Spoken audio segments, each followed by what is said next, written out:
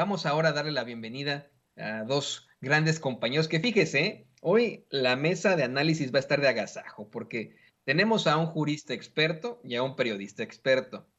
Yo le soy perfectamente honesto, esa es mi idea, mi visión del mundo. Considero que los periodistas y los políticos somos como el agua y el aceite y por eso no podemos ser amigos. O sea, a lo mejor puede salir con uno, platicar, pero nunca funciona la situación. Pero al hablar de un abogado o abogada, jurista, constitucionalista y de un periodista, sí hay mucha siempre vinculación y este tipo de mesas, de ejercicios, pues provocan muchísimo el diálogo y el análisis, especialmente con tres casos que vamos a plantear hoy muy importantes. Las declaraciones del presidente López Obrador ante la determinación del Tribunal Electoral del Poder Judicial de la Federación y, por supuesto, estas nuevas revelaciones que hace del caso Ayotzinapa. Y por eso saludo a estos dos grandes expertos muy admirados por mí, al jurista y constitucionalista, al doctor Isaac de Paz. ¿Cómo te va, doctor? ¿Qué tal, estimado Toño? Audiencia de Sin Censura y al maestro Jaime Hernández, pues buen día o buena tarde, según sea el horario. Pues aquí, mucho gusto de estar aquí siempre en este programa. Mucho gusto de saludar también, doctor, y por supuesto, como ya mencionabas, está con nosotros el editor de la Jornada Sin Fronteras y legendario corresponsal de guerra, el querido Jaime Hernández. Jaime, ¿cómo te va? Querido Toño, ¿cómo estás? Muy buenos días en este jueves 29 de septiembre. Le mando también un gran abrazo a Isaac de Paz. Pues, ¿qué les parece? Pues estoy bien, con mucho ánimo, aquí al pendiente de las determinaciones en el caso de Vicente Serrano con el Junior S. Héctor Suárez Gómez. Mientras tanto, pues tenemos mucho de qué platicar. Por eso es que a la gente que se va conectando no ha visto usted a Vicente, está en estos momentos en la comparecencia, en la audiencia, junto con nuestro queridísimo César Gutiérrez Priego. Por eso es que no lo ha visto, pero si hay oportunidad, nos estaremos enlazando con él para que nos dé a conocer lo último sobre este caso. Mientras tanto, pues vamos a darle, queridos compañeros, a la mesa. Hoy llama mucho la atención que el presidente López Obrador, bueno, pues comentara que está satisfecho con la resolución del Tribunal Electoral del Poder Judicial de la Federación, porque dice, esto en cuanto al doctor Américo Villarreal, dice que no convenía un conflicto postelectoral, dice que bueno, que en efecto se tardaron los magistrados, pero que al final resolvieron bien, aguantaron presiones, porque evidentemente había muchos intereses de por medio, que hasta el Palero de Héctor de Mauleón, Palero en otros sexenios, obviamente, sacó documentos falsos, que hubieron campañas de desprestigio contra el doctor Villarreal, pero que al final se determinó que no había pruebas y se respetó la voluntad del pueblo de Tamaulipas. Doctor, ¿qué sigue ahora para ese pueblo de Tamaulipas que hereda una pues terrible deuda por parte de Francisco García Cabeza de Vaca?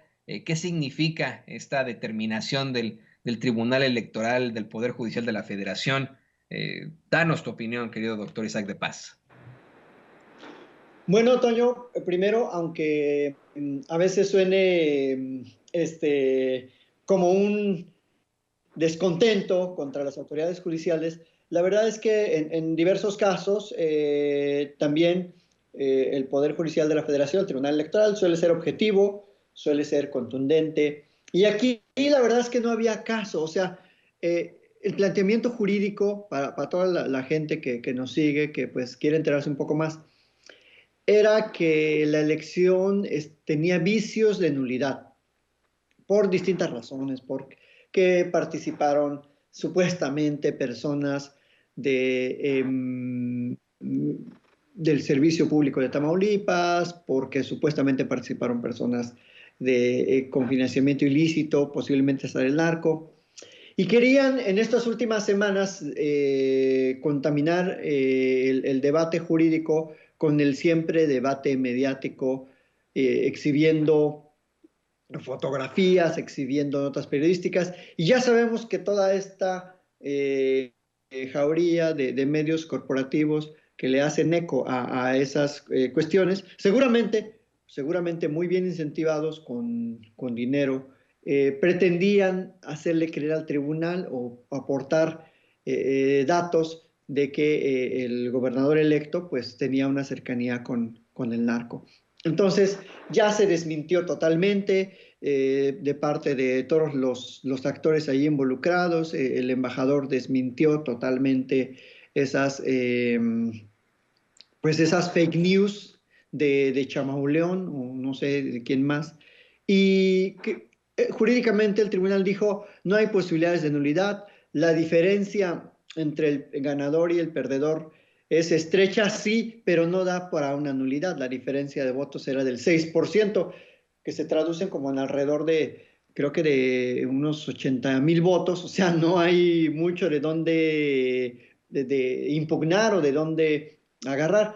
A veces esas elecciones con porcentajes de votos muy estrechos, pues es cuando en algunos municipios suelen perder por 90 votos, por 100 votos, por 1,000 votos, pero por 80,000, pues no hay cómo justificar eso. Entonces el tribunal, pues coherentemente dijo que la elección fue, más bien el resultado de la elección es legal, es lícito, es válido, y eso no significa que no vamos a criticar que Cabeza de Vaca metió la mano, que sigue intentando poner muchas trabas al nuevo gobierno, como tú bien lo dices, y ya ahorita Jaime nos comentará.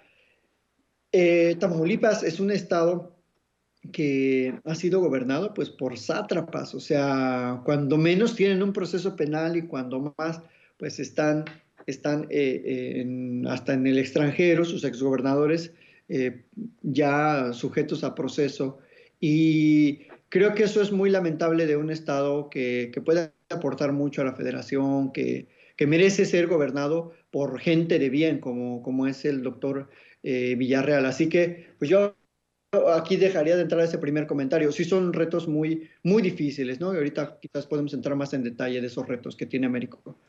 Jaime, algo que menciona el doctor es extremadamente importante. Intentaron contaminar el debate jurídico con el debate mediático. Eso es fundamental. Y ahí es donde entramos nosotros los periodistas, ¿no? A poder decir, híjole, exactamente. A lo mejor, y sucede muchas veces, que existen periodistas que en su momento fueron abogados, ¿no? Julio Hernández López, Julio Astillero, pues él, su carrera es de abogado, por ejemplo, y tantos que están por ahí, y que a lo mejor, pues bueno, pueden tener una noción de este tipo de planteamientos. Obviamente también existen en los medios de comunicación tradicionales corporativos una serie de asesores que le podrían decir a los, no sé, ¿no? A los comentaristas, a los conductores de Televisa, de TV Azteca, no, ¿sabes qué? Pues como bien plantea el doctor Isaac de Paz, no hay caso en este caso, ¿no? no va a proceder. Y aún así, querido Jaime, en los medios de comunicación corporativos le dieron un vuelo a esta información, quisieron poner al doctor Américo Villarreal, híjole, al nivel de Al Capone, ¿no? Al nivel del líder de la mafia italiana, vamos al gran capo, al capo de Tutti Capi, ¿no? Así quisieron poner al doctor Villarreal y pues en todo caso le salió el tiro por la culata. ¿Tú qué opinas, Jaime? Pues yo creo que la batalla por Tamaulipas dejó entrever, dejó en evidencia esta maraña de intereses de lo más representativo de la época del PAN y del PRI. Esta colusión de intereses entre grupos mafiosos, cárteles de la droga, periodistas vendidos, medios subsidiados con dineros de los cárteles de la droga, es realmente una inmundicia, pero hay que reconocer, querido Toño, porque en México la práctica del periodismo ha sido harto complicada desde los últimos, qué sé yo, 100 años, ¿no? Es complicado, ha sido complicado sobre todo para los periodistas de provincia. Pero en este caso que nos ocupa, yo suelo decir que los periodistas efectivamente no podemos irnos a la cama con el poder. Podemos tener una relación, una proximidad. De hecho, es nuestra obligación tener cierta proximidad con el poder político, porque de otra manera, ¿cómo vamos a sacar información? Necesitamos asomarnos a las entrañas del poder, pero nunca irnos a la cama con el poder. tener una luna de miel, si tú quieres, pero nunca irnos a la cama con el poder. ¿Por qué? Porque entonces eso ya nos jode, ¿sabes? Condiciona nuestros puntos de vista, los intereses, pues entran en juego y es lo que hemos visto, lo que ha ocurrido en Tamaulipas. ¿Cuántos medios en el estado de Tamaulipas no han estado comprados? Lo mismo exactamente que pasaba en Campeche, ¿no? Así es que yo creo que en esta ocasión, para mí, el gran vencedor de todo este proceso electoral ha sido el pueblo de Tamaulipas. El pueblo de Tamaulipas que ya conoce al revés ya el derecho a los políticos, a la prensa, a los partidos políticos, dicho no, ya basta, no queremos seguir más con este historial de gobernadores delincuentes que se enriquecen, con esta violencia inusitada que ha asolado a Tamaulipas.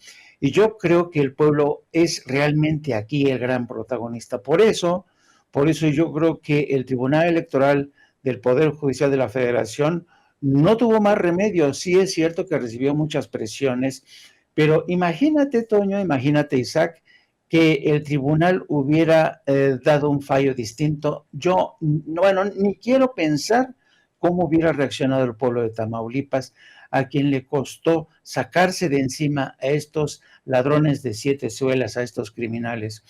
Ahora lo que sigue es ver, porque hemos visto la determinación del pueblo de Tamaulipas, ellos ya han aprendido que el pueblo pone y el pueblo quita, y vamos a ver si la larga cola de Francisco Javier Cabeza de Vaca le permite huir. Yo creo que tiene la cola tan larga, tan larga, tan larga, que le va a impedir realmente ocultarse. Por más que lo intente, tiene una cola demasiado larga. Así es que esa cola va a ser muy difícil de esconder. Hay numerosas evidencias, hay muchas investigaciones.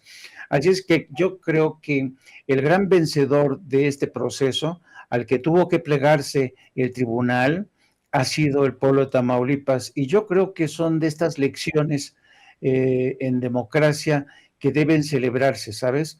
Yo, francamente, he conocido las historias terribles, terribles de Tamaulipas, los asesinatos, los encarcelamientos abusivos, la violencia y las mafias dentro de las cárceles, la corrupción del aparato judicial, la complicidad de Cabeza de Vaca, toda esta lista de notarios que han sido nombrados por Cabeza de Vaca, de tal suerte que yo creo, espero, yo creo que el pueblo de Tamaulipas está viviendo un proceso harto complicado porque no es tan fácil decir que Tamaulipas ya ganó, no, y ellos lo saben muy bien, porque ellos podrán haber mandado al carajo a un gobernador del PAN y le dan la bienvenida a Américo Villarreal, pero hay que tener en cuenta, como ocurre a nivel federal, que la transición a la democracia en Tamaulipas va a ser lenta, va a ser dificultosa, pero yo creo que el pueblo de Tamaulipas ya está tan decidido a seguir adelante que yo espero que no pierdan este brío, estos ánimos para seguir adelante. Definitivamente, y le deseamos lo mejor de lo mejor a ese el gran pueblo de Tamaulipas. Esperemos que se puedan siempre poner en contacto con nosotros ante cualquier adversidad. El mismo gobernador, pues ya próximo gobernador de Tamaulipas, Américo Villarreal, aquí en Sin Censura, siempre nos prometió aquí, nos prometió transparencia y claridad. Nosotros no, se lo decimos a usted que nos ve y que nos escucha.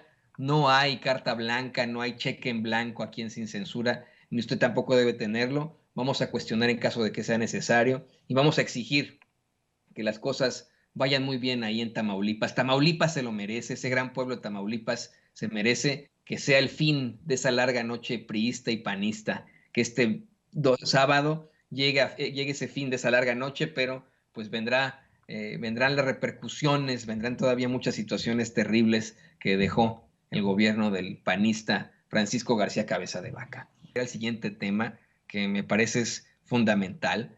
Hoy el presidente López Obrador habló, luego de dar a conocer una serie de planteamientos, Ernesto Ledesma le responde pues con muchas revelaciones sobre el caso Ayotzinapa, sobre el informe, sobre esos que no quieren que se conozca la verdad. De hecho, habla de una actitud perversa para proteger a los responsables, pero que lo importante en todo caso es plantear la verdad en todo. Hay un planteamiento que hace muy fuerte que yo había escuchado, queridos compañeros, desde hace mucho tiempo en redacciones en las que he trabajado, en los medios de comunicación tradicionales, algo que obviamente y desafortunadamente los comentaristas pues no lo plantearían porque el caso Ayotzinapa era algo que llevaba muy por encimita, que verdaderamente tienen todavía en los medios de comunicación como un tema tabú, desafortunadamente. Pero es el actuar del gobierno, del gabinete de Enrique Peña Nieto. No se entendía nunca por qué tomaron el caso siendo Procuraduría General de la República, por qué no fue primero la Procuraduría Estatal la que enfrentó el caso y sobre todo, ¿por qué se fabricó todo? ¿Por qué ocurrió? Pues vamos, de pronto de un día para otro salieron con la llamada verdad histórica cuando eso no se consigue sino hasta al pasar del tiempo, cuando ya se pueden comprobar todos los datos históricos. Hoy el presidente López Obrador cuestionó al gobierno de Enrique Peña Nieto por qué debilitar al Estado, por qué debilitar una institución como la Secretaría de la Defensa, que no pudo al día siguiente o a la semana que se tenía toda la información dar a conocer los hechos, por qué engañar. Y hoy, querido doctor Isaac de Paz, tienen mucho para actuar en contra de los responsables. Antes de que vayamos a las siguientes declaraciones, ¿qué más ves tú en cuanto a acusaciones formales de personajes alrededor del gabinete de Enrique Peña Nieto? Ya está ensartadísimo Jesús Murillo Caram, pero se habla también de lo que pudo haber tenido en esto Miguel Ángel Osorio Chong, un personaje como Luis Videgaray o el mismo Peña Nieto. ¿Qué nos puedes decir sobre esto, doctor? Bueno, Toño, hay que puntualizar que yo considero que hoy fue un intercambio bastante expresivo de parte del presidente con Ernesto Ledesma de Rompeviento, muy fructífero porque de entrada, y más allá del caso Ayotzinapa y su importancia, yo siempre reitero que nunca antes habíamos visto un presidente contestar de manera abierta, de manera franca, de manera muy honesta y con un dominio pues completo de un problema nacional como es este de la desaparición forzada. Yo nunca había visto eso en lo que llevo de existencia, ni a López Portillo lo vi nunca, ni a De la Madrid, ni mucho menos a Salinas, puras entrevistas a modo con periodistas que desde luego pues ni siquiera dominaban los temas y mucho menos con Cedillo, ni Fox, creo que no sé, Fox aprendió eh, español en la misma escuela que Peña Nieto aprendió inglés, entonces pues difícilmente podía expresar de manera coherente una idea. Y esto creo que sí se lo debemos agradecer al Ejecutivo porque se expone a la crítica, se expone a los cuestionamientos. Y hay dos cosas muy importantes que le cuestionó Ledesma. Sobre todo esta versión, fake versión de que la FGR, digamos, se desistió o quitó o se echó para atrás, como se dice en el argot coloquial, de 20 órdenes de aprehensión hacia militares. El presidente reiteró que él nunca ha tenido conocimiento de esas órdenes de aprehensión y que no pudo haber ocurrido eso. Y bueno, se fue un intercambio muy bueno porque se expuso parte del informe y quedó claro que el presidente no está para solapar a nadie y el ejército tampoco como institución. Y que en este país ya era hora de que hubiera un presidente que identificara o por lo menos no se opusiera al fincamiento individual de responsabilidades, porque eso es algo que sí tenemos que subrayar, que las instituciones debemos de fortalecerlas, sí criticarlas, pero también fortalecerlas en cuanto a abrir los caminos para que se limpien de corrupción, porque pues yo que pretendo vivir o hacer valer el Estado constitucional, no puedo decir el ejército está todo corrompido, el ejército no sirve para nada, y toda esa sarta de críticas absurdas que le hace la oposición a este gobierno precisamente y a este ejército, porque como él lo dijo, antes nunca se quejaban, nunca cuestionaban, había un pacto de silencio mediático, toda estos medios corporativos callaron básicamente desde el 2014 al 2018, el caso Ayotzinapa era casi caso olvidado. Hasta hubo académicos y hubo libros que justificaban la verdad histórica, que de alguna manera le daban ese sustento pseudocientífico a esa verdad histórica que hoy sabemos es una gran mentira. Y creo que el presidente, por otro lado, algo importante es que está consciente del debido proceso, que está consciente de que no se puede acusar o al general Cienfuegos o al mismísimo Peña Nieto o a otro más, y que eso no le corresponde juzgar a él. Por eso creo que es acertado de su parte que diga, no, yo no puedo investigar al general Cienfuegos, no es el papel del Poder Ejecutivo. Por eso reiteró, y me parece muy sano que diga eso. Yo establecí una comisión, eso es una comisión que está investigando y que es totalmente técnicamente independiente del Poder Ejecutivo y que tiene un acompañamiento con la Fiscalía Especializada para el caso Ayotzinapa. Y ahí, claro, ahí suceden muchas otras cuestiones porque en la FGR todavía hay mucha gente que no quiere el avance en México, que no respeta la transformación, que se opone al progreso que está planteando este presidente. Entonces, qué bueno que fue Ernesto Ledesma, que puso el dedo en la llaga, que cuestionó, y eso creo que es bastante saludable, porque nunca antes ningún periodista podía cuestionarle nada de esa manera a un presidente de la República.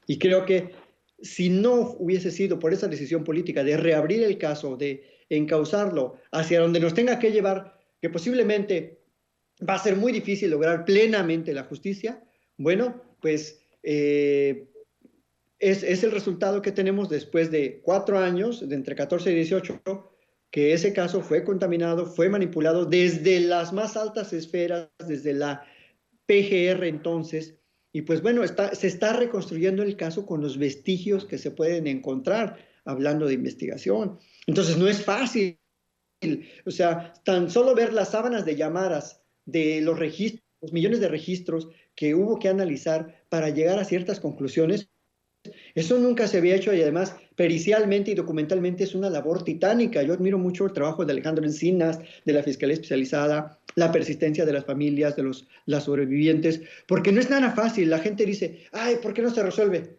el caso? Y mucha gente hasta cercana reclama, ¿por qué no se ha resuelto Ayotzinapa? Bueno, hacerlo bien, hacerlo con el debido proceso, hacerlo siguiendo las leyes que ya están establecidas previamente, cuesta mucho trabajo. Construir una mentira les llevó 2 meses. O sea, es más, creo que mes y medio construir esa falacia, ese absurdo de los estudiantes fueron quemados, eran revoltosos y la delincuencia organizada los eliminó. Eso les llevó un mes pensar con su cerebro de ratón que tienen, de ratón corrupto, porque hay ratones muy decentes. Les llevó un mes. Entonces, reconstruir todo eso cuando el Estado mexicano había hecho todo lo posible por no encontrar nada, por justificar un crimen y de quienes participaron en ese crimen, un crimen de lesa humanidad, pues bueno, está costando mucho trabajo. Y creo que hay mucha voluntad política, hay mucho trabajo técnico detrás, mucho trabajo también pues de algunas organizaciones como Centro Pro, me consta que han trabajado muy fuerte, de los mismos abogados, y que claro, va a haber ciertas diferencias de visión. El presidente lo dijo, pues no todos pensamos igual, hay algunos que sugieren unas rutas procesales, hay algunos que sugieren otras, pero eso es muy bueno, creo, porque por primera vez tenemos un presidente que se entera de las cosas, que sabe hacia dónde van la solución de los problemas que le están planteando en la agenda nacional y que tiene la agenda de todo. Eso no era posible antes, o sea, Fox necesitaba un vocero, el Rubén Aguilar era su vocero porque no sabía ni hablar, no sabía ni caminar el señor. Entonces, pues claro que es muy difícil esta situación de Ayotzinapa y tenemos que seguir persistiendo en esa ruta y tendremos que encontrar la poca o mucha justicia que nos llegue, creo que será muy buena. No sé qué opine Jaime al respecto. ¿Tú qué opinas de esto, querido Jaime Hernández? Hijo, mano, mira, yo creo que el diálogo entre Ernesto Ledesma y el presidente Andrés Manuel López Obrador como bien lo señalaba Isaac, arroja luces donde había muchas sombras, y yo creo que precisamente ese ha sido el problema de este caso de Ayotzinapa. Yo creo que la guerra que ha librado México desde que se atrevió a desatarla Felipe Calderón ha sido una guerra opaca, ¿sabes? Una guerra sórdida donde todos los mexicanos siempre nos preguntábamos quiénes son los protagonistas de verdad de esta guerra, ¿no? Y poco a poco se ha ido desgranando la verdad. Es no solamente los carteles de la droga, la complicidad del ejército, la complicidad del poder político desde la época de Salinas. Raúl Salinas de Gortari fue el primero que autorizó los vuelos de los cárteles de Colombia, ¿no? Fue el que más se benefició y se enriqueció con ese tráfico de drogas. Entonces, la guerra que ya había comenzado con Salinas de Gortari, pero que se acentuó, se enrareció aún más con Felipe Calderón, nos dejó a todos los ciudadanos en medio de un desconcierto, en una especie de blackout, de oscuridad. Y en muchos sentidos suele decirse, este es un viejo refrán africano, que dice, en la guerra, la sociedad civil, los ciudadanos, son como el pasto bajo los pies de un enfrentamiento, de una pelea entre elefantes. Siempre no sabemos por dónde nos va a caer, estamos bajo el peso continuo de la violencia de estos pinches elefantes que tenemos encima. Y por eso mismo, yo creo que el gobierno de Andrés Manuel López Obrador tendría que haber sido más transparente a la hora de comunicar todo lo que ha ocurrido desde que se dio a conocer el informe. Yo siempre recomiendo luz y taquígrafos. Es la mejor medicina para evitar la especulación, las campañas de desinformación malintencionadas. Y yo creo que el presidente, que por primera vez hoy nos dio la línea del tiempo de cómo se fueron produciendo las peleas, pues por primera vez nos estamos dando cuenta quién está contra quién, porque desde que el presidente reconoció de que efectivamente había diferencias, que tenía presión en su gobierno, pues se desató la especulación. ¿Presiones de quién? De los militares. Hoy Aguilar Camín se atreve a publicar en el diario Milenio que según versiones, ya saben, de fuentes allegadas de Palacio, en una reunión en la que estaba el secretario de Defensa, dio un manotazo en la mesa porque se iban a meter contra los militares y dijo, si esas vamos, voy a sacar el ejército de las calles. Yo, francamente, no me imagino al general Crescencio Sandoval dando un manotazo y contraviniendo las órdenes del presidente, que es el comandante supremo de las Fuerzas Armadas. No me lo creo. Entonces, ¿pero qué es lo que ha pasado? Hasta ahora, ¿cuáles han sido los adjetivos que se han utilizado para presentar este capítulo tan confuso? Se ha utilizado los adjetivos, los cabezales en columnas, dice, la caja de Pandora del informe de Ayotzinapa, el laberinto de confusión del informe de Ayotzinapa. Y esto es producto justamente de esta falta de transparencia. Yo creo, y como dice a veces bajo el cabezal principal del Washington Post, hay una frase que dice, la democracia muere en la oscuridad.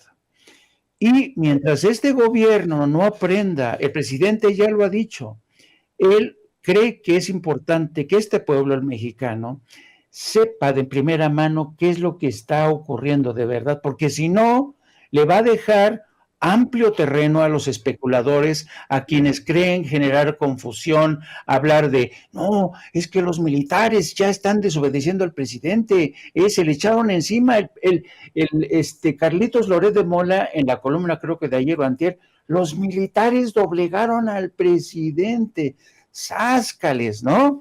Entonces yo por eso recomiendo siempre luz y taquígrafos. Ojalá a partir de ahora nos quede más o menos claro qué es lo que ha pasado. Y según mi interpretación, que más o menos lo logró dejar entrever el presidente, la disputa fue a raíz de este fiscal especial del caso Ayotzinapa, que no coincidió con el reporte final, se sintió marginado y renunció. Pero aquí incluso hay quienes habían especulado con el hecho de que el fiscal general Gertz Manero estaba saboteando el informe. Y en fin, son tantas las especulaciones que han surgido que incluso la gente que tenemos buena fe y ganas de creer en este gobierno, nos hemos quedado prácticamente perplejos, ¿no?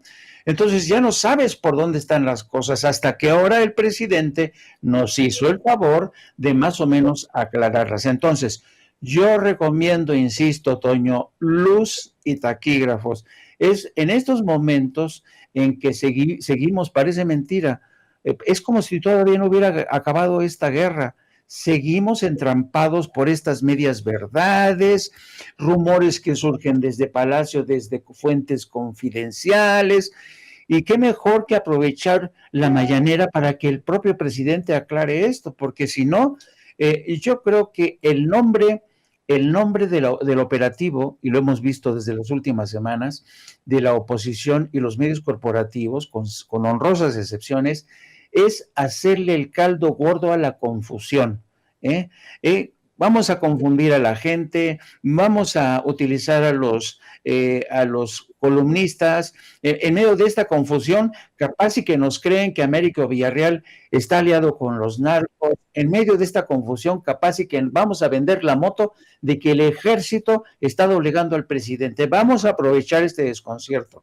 Entonces, insisto, yo creo que el gobierno, después de este informe, un informe que es fundamental para esclarecer la verdad, para que los padres de los estudiantes encuentren justicia, es que hay que ser más claros, y esta es una recomendación que le hago yo al presidente y a sus colaboradores. Se lo hago sin acritud, sin acritud, se los hago con todo el entusiasmo que a mí me sigue provocando este movimiento de la cuarta generación, porque estoy convencido que el proceso de democratización tiene que ir primero con la libertad de expresión, con la verdad, la transparencia de los gobiernos, porque de otra manera vamos a seguir perdidos en esta niebla que ha traído consigo la guerra que desató Calderón.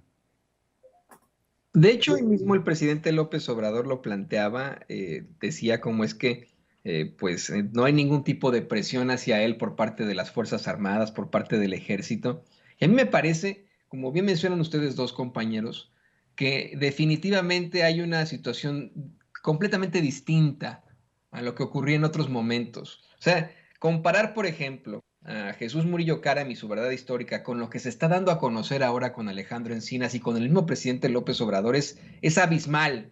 De tener el típico político priista que hasta habla de lo cansado que está y que para salir del problema se determina una supuesta verdad histórica cuando es un hecho que acaba de ocurrir, a dar a conocer datos, al hecho de que estén enfrentando las consecuencias funcionarios, o exfuncionarios públicos y militares, pues creo que hay una diferencia abismal en todo esto. Y por supuesto que no cuestiono los planteamientos de los padres y madres de Ayotzinapa. Ellos tienen todo el derecho de seguir exigiéndole al gobierno federal claridad en este caso, incluso de criticar, de hacer acusaciones pertinentes al respecto. Por supuesto que sí, entendemos su dolor. Nosotros tenemos que exigir esa luz en la oscuridad, como habla Jaime, como de la que habla Jaime. Es absolutamente necesario que busquemos esa luz en la oscuridad, y por eso, para hablar de este último tema de la conferencia de prensa mañana, pues vamos, de esta mesa de análisis,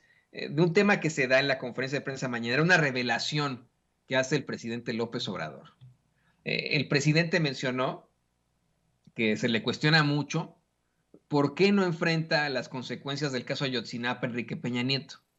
Y que su respuesta es que pues Jesús Murillo Caram tiene que hablar, tiene que decir si le dieron instrucciones, porque en el documento no aparece como responsable Peña Nieto, sino Murillo Caram. Y a pesar de que Ernesto Ledesma le reprocha que, bueno, pues pareciera que en todo caso no se puede hablar del general Salvador Cienfuegos, el presidente sí habla de Salvador Cienfuegos, del exsecretario de la Defensa. Le aclara que en todo caso, en lo general, este es un asunto no es un asunto de un militar, sino de un civil. Dice, a ver, y de todas formas, el que detenta el cargo de comandante supremo de las Fuerzas Armadas es el presidente de la República. Así lo planteó el presidente López Obrador. De hecho, hace un comparativo con pues vamos, la actitud y la directriz que dio Gustavo Díaz Ordaz como jefe supremo de las Fuerzas Armadas, como comandante supremo de las Fuerzas Armadas, durante la masacre de estudiantes en 1968. ¿Tú qué opinas, doctor Isaac Paz? Bueno, Toño, fíjate que es importante siempre reiterar que este presidente no pretende ninguna venganza política, ni ninguna vendetta, ni una faramalla de voy a meter a la cárcel a Peña Nieto, como muchos pretendían con sus faramallas de, por ejemplo, el tal Canalla, que por cierto, quién sabe dónde anda, en qué agujero negro del espacio sideral estará el famoso Canalla. El presidente dice, bueno, tiene que haber elementos objetivos, tiene que haber un señalamiento, evidencias, porque pues es un presidente respetuoso del derecho de defensa de las personas y no por quedar bien con mucha gente que posiblemente hasta le reclamamos que no hay, queremos ver a un expresidente en la cárcel. Pues no se trata de eso, de lo que queramos, se trata de que haya elementos objetivos para acusarlo. Y si Murillo Karam o alguno de los otros implicados en ese caso arroja, aporta elementos o datos que lleven a comprobar la participación de Enrique Peña Nieto por una acción concertada o por una omisión concertada o que se le informó y tuvo conocimiento y no se enteró, bueno, pues entonces se tendrá que actuar y no lo va a hacer el presidente, sería la fiscalía. Entonces, creo que es algo que no le corresponde al presidente y que en todo caso tiene que provenir de fuentes y datos confiables para no incurrir en esto que ellos les gusta llamar que las persecuciones políticas, porque todo el mundo se hace la víctima, todo el mundo... Eso fue lo que dijo Murillo Karam en su momento de detención. Dijo, esto es político, ok, ya me entrego. Pues no, señor, es jurídico, usted tiene una responsabilidad y usted tiene que responder y además usted ya lo reconoció que era el responsable. Entonces, creo que sí es muy prudente el presidente en decir, bueno, pues si hay elementos, que se investigue, que se le señale y en todo caso que se judicialice lo que haya que judicializarse, pero menos no, porque creo que es un gran riesgo cuando un presidente actúa de manera visceral o de manera, pues nada más incentivado por la ganancia política, como muchos lo han hecho, así como Peña Nieto metió a la cárcel a Bester Gordillo y a otros en el pasado, que al último ni les compraban nada, los dejaban salir y quedaban hasta con su honorabilidad intacta. Entonces, yo creo que es mejor ir a paso firme, que sea paso lento. Claro, eso no gusta mucho, pero es mejor, yo pienso que es mejor porque ni se usan facciosamente las instituciones, ni se debilitan y todo tiene que encontrar un camino de qué es lo que realmente pasó. Entonces, esa es mi opinión, Toño. Y tienes razón, en estricto sentido, pues no es el presidente como el que detenta el poder ejecutivo, el que tendría que estar exhibiendo las responsabilidades en el caso Ayotzinapa, pero querido Jaime, la realidad es que sí pesa mucho que un presidente dé a conocer este tipo de datos. Sí pesaría muchísimo que, ok, digamos que de pronto Murillo Karam hace el planteamiento de que hubo algún tipo de instrucción por parte de Presidencia de la República, por parte del expresidente Enrique Peña Nieto. Y esto permite que se genere algún tipo de carpeta de investigación por parte de esa misma Fiscalía General y se sume a otras investigaciones que ya tienen sobre precisamente Enrique Peña Nieto. Creo que sería verdaderamente pesado, fuerte, importante y vital para la vida pública de México que sea el mismo presidente López Obrador el que lo exhiba y el que digan, pues ahí está, yo no lo puedo perseguir, yo no puedo decir nada, pero sí fue el Estado, sí fue la directriz del comandante supremo de las Fuerzas Armadas que en ese momento fue Enrique Peña Nieto. ¿Tú qué opinas, Jaime?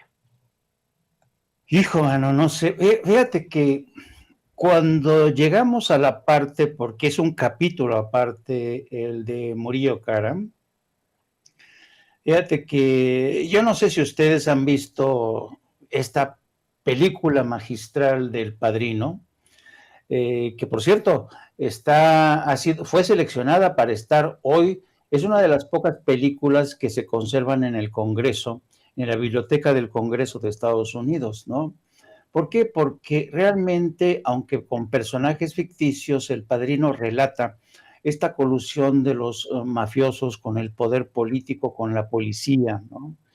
¿Y por qué cito al Padrino? Porque para mí Jesús Murillo Caram es uno de estos viejos operadores del PRI. Es un tipo de una escuela antigua, muy anterior incluso a Enrique Peña Nieto. Jesús Murillo Caram ha sido todo un personaje en sí, es mucho más anterior, comulga de la vieja escuela de, por ejemplo, de la omertá, ¿no? De la omertá casi, casi siciliana que había en el PRI. Y yo dudo mucho, dudo mucho, francamente, que Murillo Caram eche bajo el autobús a Enrique Peña Nieto, ¿no? Como sugería hoy el presidente. Hay que tener en cuenta que Jesús Murillo Caram ya es un hombre de muy avanzada edad, está enfermo, y yo, ¿qué beneficio podría traer para él echar al agua a Peña Nieto, romper, limpiar su reputación? No sé si a él, con este historial que tiene Jesús Murillo Caram, que es leal a sus amigos, leal al partido, es otra escuela. Jesús Murillo Caram es un hombre con muchos, muchos vínculos con ese poder y ese viejo poder priista. Así es que yo lo veo francamente, dudo mucho que Murillo Caram vaya a hacer esta medida. Yo recuerdo que en El Padrino hay uno de los miembros de la familia que está encarcelado, que está dispuesto a cantar, después lo convence el FBI, pero resulta ser que llega el señor de la mafia, lleva con su hermano que lo traen desde Sicilia y lo presentan en el juicio, y entonces se lo piensa y termina suicidándose, ¿no? Para no echar bajo el autobús al capo de Tutti la Mafia. Frank Entonces, Pentangeli le decían, Cinco Ángeles, Frank Cinco Ángeles, Frank Pentangeli, a mí me encanta. Yo, mira, además de ser fanático de las películas, he leído a Mario Puzo tantas veces, leo y releo El Padrino, porque eso como no lo he releído como un par de veces, pero una de las novelas que más me gustan, no al nivel del ingenioso hidalgo Don Quijote de la Mancha o Cien años de soledad, pero me gusta mucho leer a Mario Puzo. De hecho, yo le recomiendo al público consentidor que lea la obra, porque tiene muchos más datos, se da a conocer por qué hasta el mismo Vito Corleone le tenía miedo a Luca Brasi, por ejemplo, ¿no? Hace una cosa terrible, ¿no? Pero que a mí me recuerda mucho a los panistas, y perdón por interrumpirte, Jaime, pero me gusta mucho. No, es que es eso, ¿no? Yo también recomiendo las lecturas de Mario Puzo, porque es eso, es la vieja escuela, ¿sabes? Es la forma de entender la lealtad, vieja lealtad partidista. De ahí surge el concepto de la partidocracia, ¿no? Entonces, yo creo que en cualquier caso, para los periodistas de hoy, para la sociedad de hoy, resulta difícil entender esto, ¿no? Pero yo creo que, y el propio López Obrador sabe muy bien, conoce muy bien a estos viejos políticos que son unos zorros. Entonces le preguntan, ¿por qué no está incluido ahí Enrique Peña Nieto? ¿Por qué no está incluido el general Cienfuegos? Y como Epigmenio Ibarra también lo ha dicho, y yo también lo digo, a mí se me hace imposible, Toño, Isaac, que el general Cienfuegos no estuviera enterado. Es imposible, ¿no? Pero ¿se atreverá Murillo Caram a echarlos por delante? Yo francamente no lo sé, pero si realmente queremos rendición de cuentas, si queremos realmente llegar a la verdad, pues tendría que pasar eso. Pero en un mundo ideal tendría que pasar eso, pero no vivimos, nunca hemos vivido en un mundo ideal, querido Toño, querido Isaac. Pero apostémosle a ese mundo ideal, queridos compañeros, querido Jaime, querido Isaac. Yo les agradezco por esta gran mesa de análisis que hemos tenido. Ha sido verdaderamente fuerte, creo que muy enriquecedora para el público consentidor. Espero que así lo esté opinando nuestra audiencia. A mí me parece que ha sido muy enriquecedor lo que hemos visto, lo que hemos escuchado hoy ante esta pues estos temas que se presentan. Y te ruego, mi querido Jaime, que por favor nos compartas tus redes sociales, qué andas haciendo por ahí en tus canales, cómo es que estás conduciendo como yo, pero en la noche. Ya somos compañeros de conducción, de Sin Censura. Compártenos tus redes sociales, querido Jaime Hernández. Muchas gracias, querido Toño, como siempre, y un honor, como siempre, estar con el querido Isaac en esta mesa de debate. Yo respeto mucho a Isaac, porque como bien dices tú, es un gran abogado constitucionalista. Les pido, por favor, que me sigan a través también de mi propio canal en No Apto para Cínicos. Transmitimos todos los días a partir de las 14 horas, de las 14 a las 16 horas. También me pueden seguir a través de mis redes sociales, @Jaime Journo, es Journo o Yurno, que viene del inglés journalism o periodista. Perdón por esa pedantería de Journo, pero para que me identifiquen. Y también les pido que nos sigan a través de nuestra sección de La Jornada Sin Fronteras, del gran periódico La Jornada. Un placer, caballeros, y hasta la próxima. Pero no te equivocas, porque está en inglés, en alemán, en italiano. En alemán es journalist, en italiano es jornalista, en inglés journalist, ¿no? Entonces, pues no te equivoques, bueno, que le pongas giorno así, porque así lo pones junto, mi querido Jaime, ¿no? Esa es la realidad del periodista. Y pues también le quiero agradecer al doctor Isaac de Paz, jurista y constitucionalista, por este espacio. Por favor, doctor, compártenos tus redes sociales. Bueno, me pueden seguir en Twitter, @Isaac de Paz, con K, @Isaac de Paz en Twitter, y bueno, en mi canal de YouTube, Isaac de Paz González. Y gracias a Jaime, yo también le admiro mucho. Él, pues, es un referente del periodismo en La Jornada. Y bueno, pues gracias a ti, Toño, al espacio. Suerte para Vicente en la audiencia de hoy. Y bueno, un saludo a todo el equipo de Sin Censura. Muchas gracias. Gracias a ustedes, queridos compañeros. Hoy tiene usted al jurista y constitucionalista doctor Isaac de Paz González y el editor de La Jornada Sin Fronteras y legendario, reconocidísimo corresponsal de guerra, Jaime Hernández, aquí en Sin Censura, en donde hablamos hasta de Frank Pentangeli, ahí en la historia, en la obra de Mario Puzo. Amigos, amigas, regresamos en breve, pero mientras seguimos hablando sin pelos en la lengua, sin censura, usted puede suscribirse a nuestros 3 principales canales en YouTube. Sin Censura Media, en donde tenemos más de 1.600.000 suscriptores, Sin Censura TV, en donde tenemos más de 1 millón de suscriptores, y en Sin Censura Presenta, en donde queremos llegar muy pronto a los 100,000 suscriptores. Si usted ya está inscrito en Sin Censura Media, suscríbase en Sin Censura TV. Si ya está suscrito en Sin Censura TV y Sin Censura Media, suscríbase a Sin Censura Presenta. Recuerde que es gratis, no tiene que sacar un solo centavo de su bolsillo para apoyarnos. Dele clic en la campanita para que los señores y señoras de YouTube envíen las notificaciones cuando estemos transmitiendo en vivo y en directo o estemos subiendo videos. También nos puede seguir en Twitter en @Vicente Serrano y hasta en Instagram. Ojo, también estamos en Instagram. Son nuestras redes sociales y con el apoyo de ustedes seguimos creciendo, porque con ustedes todo, sin ustedes nada.